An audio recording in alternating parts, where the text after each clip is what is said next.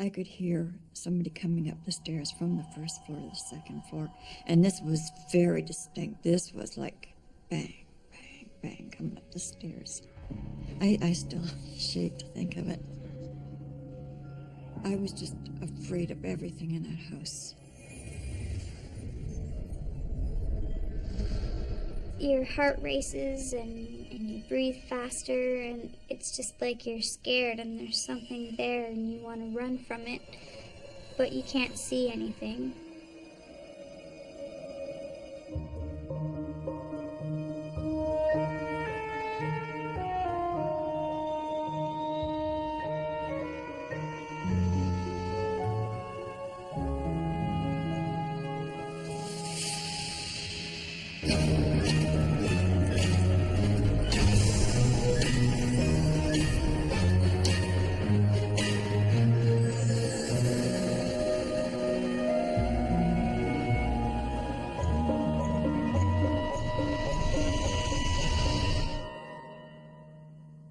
I used to be an atheist.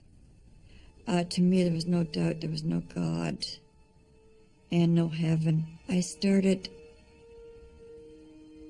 to realize that if there's spirits, there has to be a God. What is the point of having spirits? Your body dies and something leaves it. It has to be for something greater.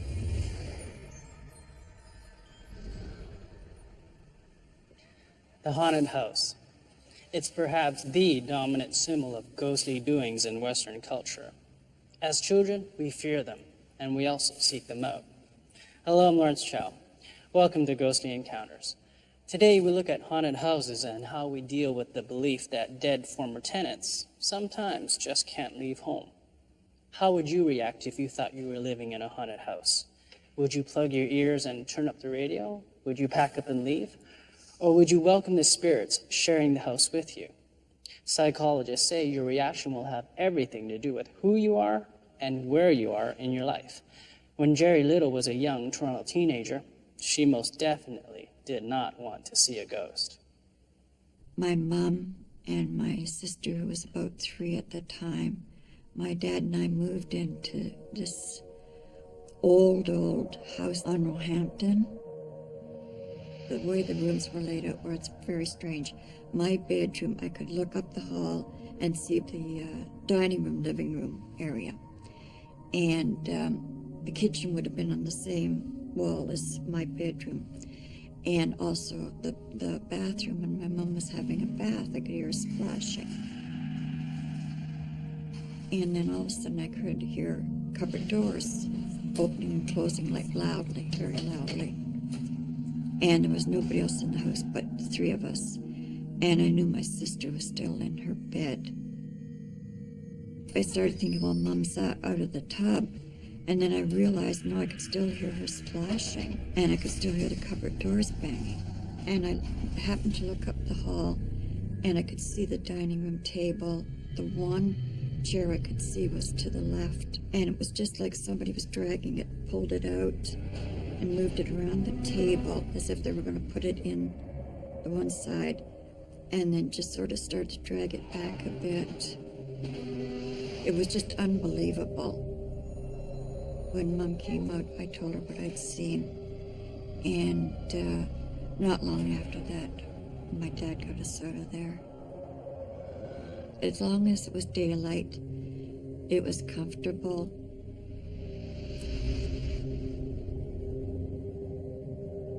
At night, I guess that's when it started, pulling the covers over my head and sort of peeking out if I heard a noise or something, hoping you didn't see anything. Could somebody be standing there? I don't want to see it. The next experience was after I was married and had a little baby. It was on Montgomery Avenue in the same area as the other house in Roehampton. My husband, my little boy, and myself, the baby wasn't even a year old at the time. My mom used to come down and look after my son for me. And I had phoned her from work in the afternoon to find out how things were going. And I was talking away to her, And then all of a sudden, I felt her cut out on me, like I knew she wasn't concentrating on what I was saying. And I said, Mom, what's wrong? And she said, there's somebody in your basement. She said that I hear them coming up the stairs. I said, Mom, where's Chris? And she said, he's asleep upstairs. So I started thinking, what are the chances of her running upstairs and grabbing Chris and getting out safely? Not far away was a police station then.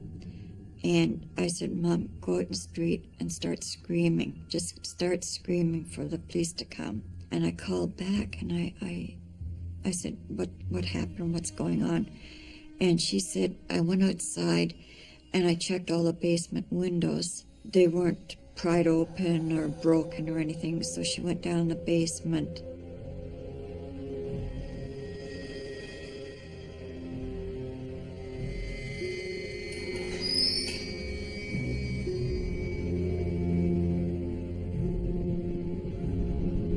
I wouldn't have never have had the nerve to do that, but she went down in the basement and there was nobody there.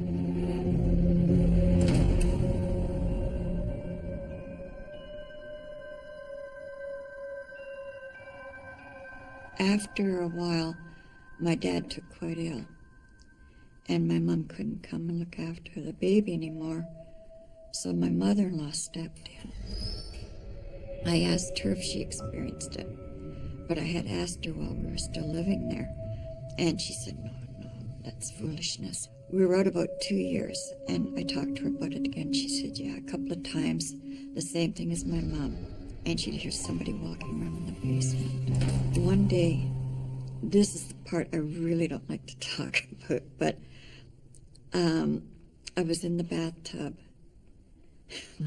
and there was an air vent or duct or whatever. It was a huge one because it was an old house, and it was right up my ear. And I'm not sure if it was the wind. I still want to tell myself it was the wind. But I got this sound like a long, drawn-out whisper, and I couldn't make out what it was. But I could hear words trying to be formed.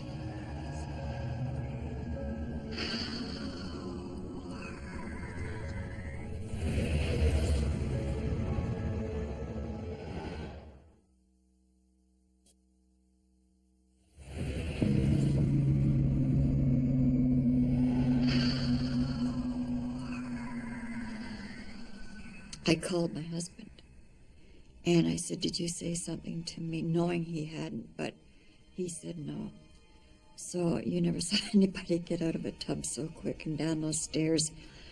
And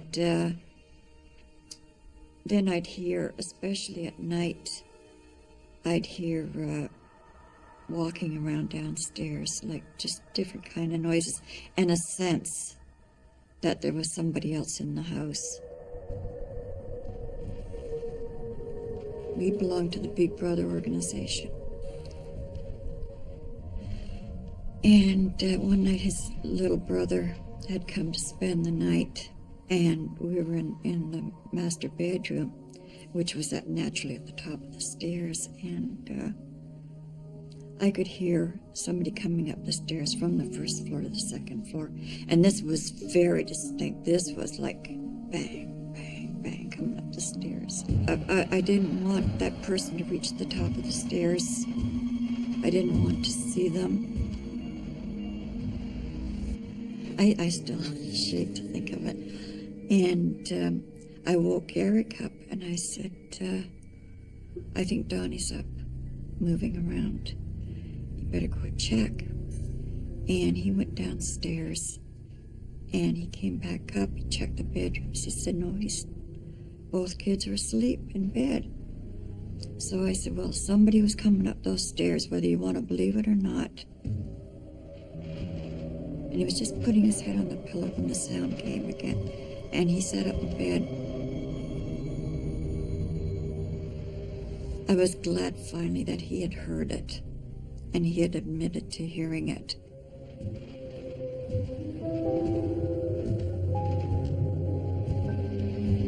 After that, I was so grateful that this spirit let him hear, Now he had to believe me. That really got to me, that house.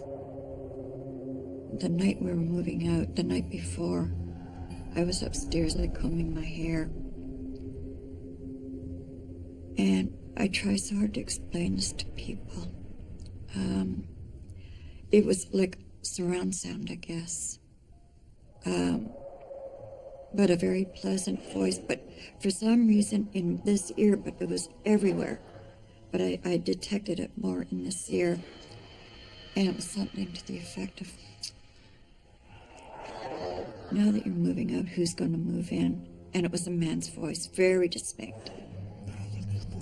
All I remember was just everything just tensing up on me and yelling down the stairs, hoping my husband would have said something to me, maybe fooling with me or something. But I knew the voice was everywhere in that room, that it wasn't him, but hoping he'd say, yeah, he'd said something. Or was it the TV? And he said no, he hadn't said anything. There again, down the stairs like a flash, and so glad to be moving out the next day. It's not the most,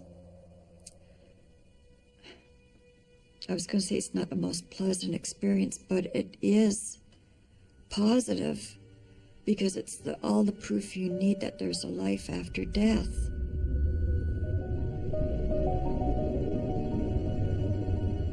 My mom passed away 2 years ago, yesterday as a matter of fact, and I pray that she'll appear. And she doesn't. And my aunt tells me it's because she knows deep down, you know, I'd be afraid. After I knew she was gone and the emergency people were working on her and that, I went into the bedrooms up the hall because I didn't want to see her anymore that way. And my son kept coming to me after everybody left and we're waiting for the coroner. And he kept saying, Mom, you got to come and see her. You got to come and see her. And I said, I can't, love. And he said, Mom, she looks beautiful. And I got my nerve up. Sorry. And she did. She looked 30 years younger. Her face had gone like a baby. It was like unbelievable. I don't remember her ever looking so beautiful. If it was just me that saw that, but my son said, Mom, you've got to see her. She looks so good. I know that she went through something crossing over, and I want to know if she did. Why doesn't she appear? Maybe she has no need. But I really wish she would. I have to now see a ghost. I want to say I'm ready. I've heard them. And what more proof do you need? But you have to see it. Like so many of us, Jerry's attitude towards the supernatural was changed by the death of somebody she loved. Grief often makes us wish we could communicate with the dead, whether through a medium or more personally. Jerry is now more open to the idea of ghosts and believes she can and did encounter spirits. She's not so afraid now. These days, she even craves a chance to see a ghost firsthand. Jerry's stories also reinforce a common belief that spirits can be stuck in a particular place, the haunted house. We live in an age of hospitals and hospices, but not so long ago, many died at home. Sometimes it was natural, but often those deaths were untimely. Maybe that's why the idea of the haunted house is so common, and why some buildings are thought to be a kind of ghostly warehouse. People will only believe what they can explain and something that is concrete, and you just kind of have to take a big leap and believe in it. They think it's not natural, like there can't be people running around after they died, like that can't be true. What's scary for some is exciting for others. While Jerry felt uncomfortable in her house, young Jackie Ray believes a haunted house is a place to be gladly shared with the living and the dead. My parents had heard about the house through a real estate agent, and we had an appointment arranged. The night before, they wanted to go out and just have a look at it. We knew that we couldn't get inside.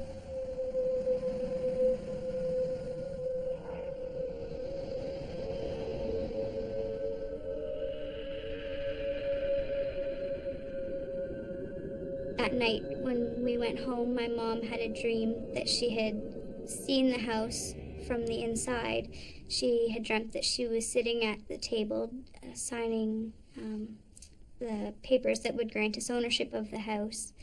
And when we did go for our viewing the next day, my mom was very surprised to see that everything was as she had seen it in her dream, right down to the pine table where she would sign the papers.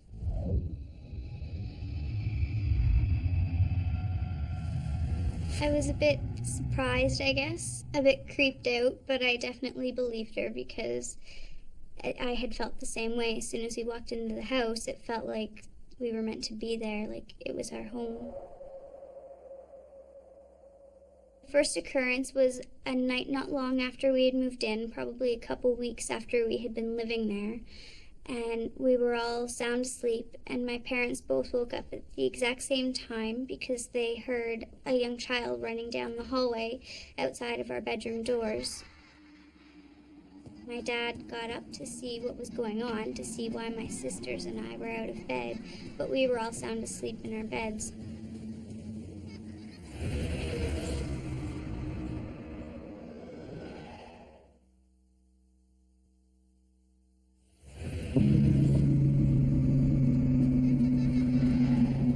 We were all sound asleep in our beds, so he just kind of went back to bed and shook his head and didn't know what to think, but went back to sleep. I was a bit scared, I guess, but I guess that's a normal reaction that I would have. I was 10 years old. All I knew about ghosts was that they were scary and they haunt your house and they're out to get you. Shortly afterwards, we were sitting in the kitchen and we had older draw blinds in our 3-bay window in the kitchen, and they snapped up one after the other in a row. We were all kind of scared. We didn't know what to think. It didn't frighten me to the point where I wanted to leave. It just kind of made me aware that there was something else going on. The upstairs hallway, as soon as you go up the stairs about halfway, you start to feel a very heavy, unsettling feeling. My heart starts to race and I feel short of breath, like I'm afraid and I don't want to go any farther. As you come around the corner in the hallway, you can feel someone staring at you. It's like they're staring right through you and almost pushing you, like there's a force pushing you from behind.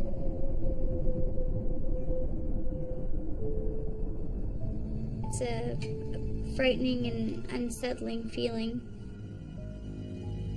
I tell the spirit just to give me my space, and it's my home, but he's welcome to be there as long as he respects us and leaves us alone.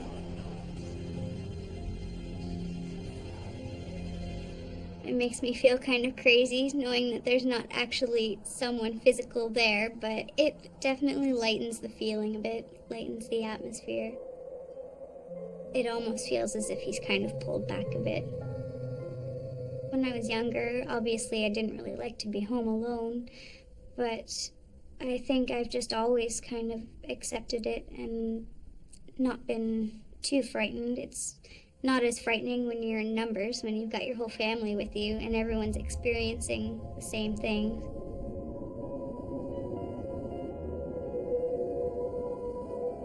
I guess it was the summer after we had moved there. I'm not sure what I was doing, but I found a couple of cobblestones just below our front steps. So I got out a shovel, and my mom probably thought I was crazy because I started digging up the front lawn.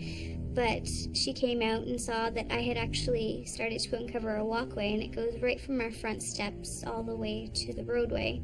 Sometimes, if you're in the kitchen, out of the corner of your eye, you'll see somebody walking towards the front door up the walkway from the road. My entire family has seen it. Whenever you go to see who's at the door, if you look out the kitchen window or go to the front door, there's nobody there. Sometimes it'll even go to the extent where you hear someone knock on the door, but again, there's nobody there.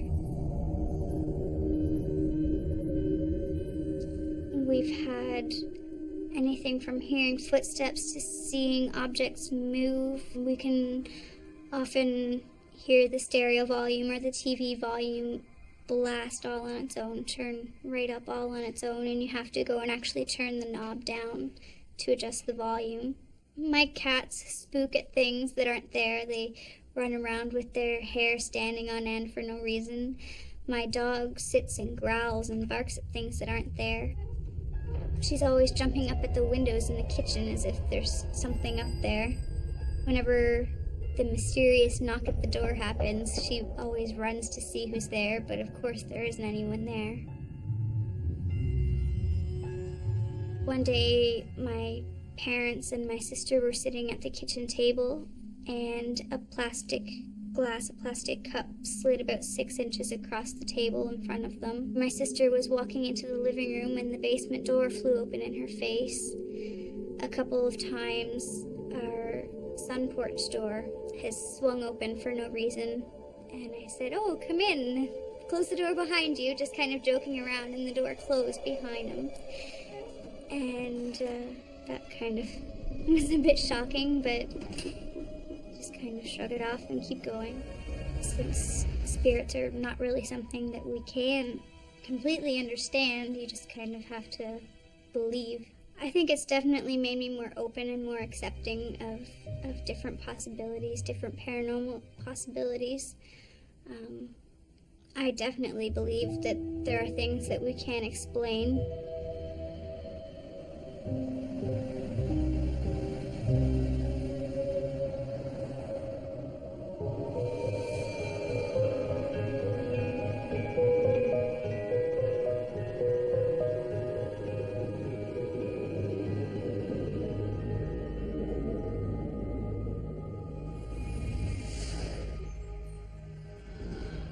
Haunted house stories often highlight a competition between the living and the dead for the dwelling they share.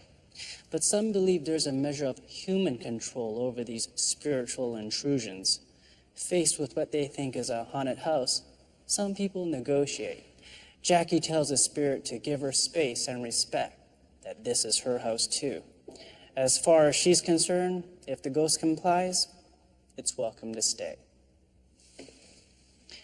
On the other hand, Jerry and her family moved out. But today, Jerry feels some regret that she didn't stay and get to know what she now believes was a friendly spirit. It can be terrifying to think that you have come face to face with a ghost under your own roof. Both Jerry and Jackie were comforted because their experiences were corroborated by others. Jerry's husband finally heard the ghostly footsteps, and Jackie's family all tell similar tales of ghostly encounters in their century-old home. Well, the next time you see a light flicker or a door move on its own, how will you react? For many of us, we'll never know unless we're lucky or unlucky enough to have our own ghostly encounter. And all I can do is tell you it happened to me. I don't think that me talking about it here is going to make people believe. But maybe in some small way it'll contribute. I think people are afraid because they don't understand and because it can't be explained. I think the best thing I could do to help them not be frightened is just to explain the experiences that I've had and how no harm has been done, and maybe that'll kind of help them to understand as well.